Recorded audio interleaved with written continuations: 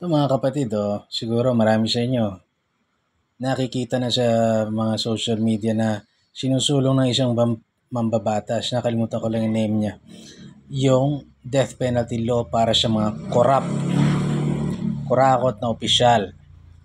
So, syempre, mga elected na yan, kasali yan. Tignan natin kung may gusto pang maging opisyal.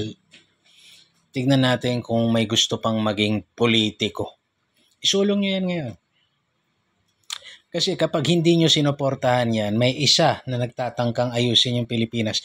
Pag hindi nyo sinuportahan yan, kayong kongreso kayo, kayong senado kayo, lahat kayo dyan, pag hindi nyo yan inaprobahan, wala na kaming respeto talaga sa inyo. Dapat talaga kayo magunaw na. Sige, marami sa mga inaakala natin na mga korap. They're talk about integrity, honor, Jesus. O sige, ipasa nyo yan. Pasa nyo yung batas na yan. Sige.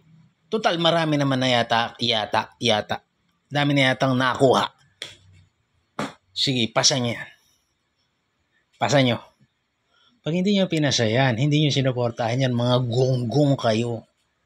Karapat dapat kayong mamatay. Putang ina.